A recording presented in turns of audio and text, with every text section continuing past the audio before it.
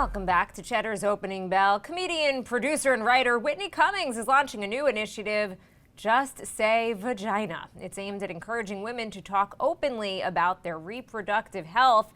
And I am joined now by the one and only Whitney Cummings.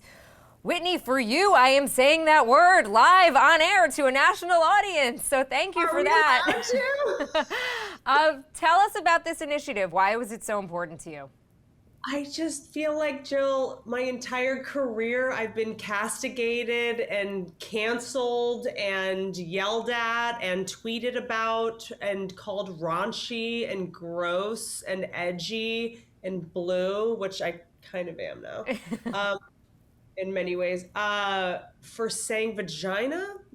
And, I made Two Broke Girls with Michael Patrick King and all these specials where I'm talking about vaginas and they're like, ew. And like, what? Isn't vagina the reason our species proliferated?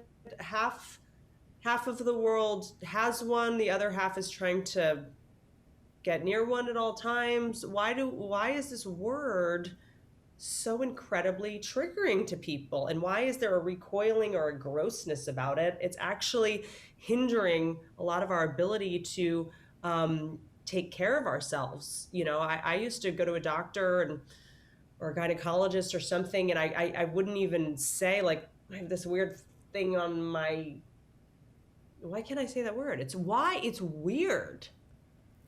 It really is. And it's funny because we even were talking about it, and my producer even said to me, like, are you comfortable saying that word on camera? And I said, sure, why not? Why not just do it? And then the producer and then the men get, like, remember when you were a kid and you're watching TV with your dad and a tampon commercial comes on and you're like, oh! It's like everyone is so scared of it and it's so fraught. And so I've talked a lot in my stand-up and on my podcast about the trials and tribulations, the journey of my birth control, because I have a lot of births to control because I do well. And I get migraines and I made a movie called The Female Brain about every woman's neurochemicals being different and hormones. We're a different hormonal cocktail every day. And not every birth control works for every woman the same way that it works for other people based on what you're taking. And so I want everyone to be a chemist. I want everyone to be an anthropologist of their own body. And I want everyone to be able to, there's so much we can't control right now in 2020. And I felt very controlled by my birth control before this. It was like, I have to take it at a certain time and a certain place. And if I didn't take the pill at the right time, I would get a headache and, start crying and start eating Twinkies in my car, crying and texting exes. And, so I finally found a company and a philosophy that aligned with my experience and my values. And they're like, oh, we just don't want you to be apologetic. And I'm like, what? That's my whole thing. Because women are so wired to apologize for our existence. Sorry. I'm like, sorry, I'm early. Sorry. And they're like unapologetic. And the website is literally justsayvagina.com. It's like, I'm sorry, could you have existed 10 years ago? And I want this next generation of women and girls to be able to say, hey, have this conversation. See, did you see me just not even be able to say it because I was worried that FCC would sue you?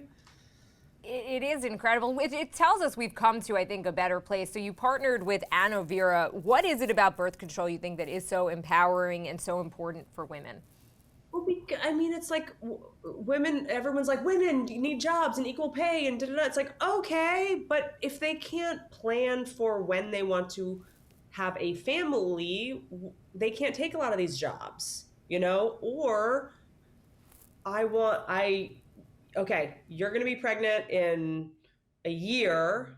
Great. And so I can get you for a year and then like 4 months. Like, how do we plan keeping you employed and also have your child and also be able to spend time with your child and have parental leave? Like, we need to schedule. Women need to be able to schedule our lives if we're going to take all these job opportunities that are presenting themselves or trying to, my mother, very elegantly describes me as a surprise. So I'm, you know, uh, those days are over. I mean, the days where women are run by their biology, and their biology makes their decisions or their mistakes define them forever. I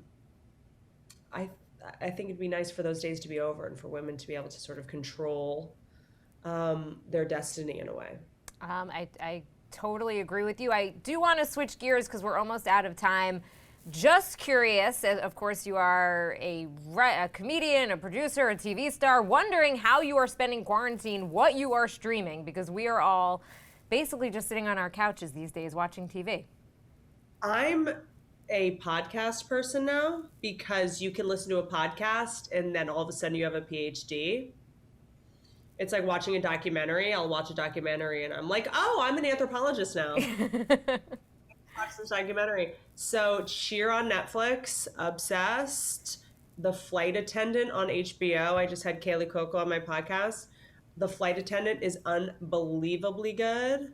And then I watch all, Joe Rogan's, like my podcast. I get pretty amazing guests, not gonna lie, on YouTube. And then I get into YouTube wormholes. And I also think right now, like, nostalgia is so healing. Nostalgia is so healing. So I've been rewatching like Labyrinth and The Wizard of Oz and Charlie and the Chocolate Factory and like Friends. There's something like just kind of cozy and healing about that. I May Destroy You is brilliant. I think it's on HBO. I don't know. There's Max, there's Go, there's all the HBOs. And oh look, oh yes, podcasts. There's Kesha. I think what I'm trying to do with my podcast is like women having uncomfortable conversations, or the conversations we normally have, like in the back room that no one hears about. Like, is this weird? Is this part of my body weird? Is this nipple hair weird? Like, we do that podcast, and like I'm insecure about this, and Olivia Munn came on, and I was like, I'm jealous of you, and she's like, what? And like just having these sticky conversations, and I think that's how we get grace and start the healing process of this whole nightmare. Well, thank you for letting us talk about this stuff, because it really is so important, and really great to have you on the show. Comedian, producer, and writer Whitney Cummings, really appreciate your time today.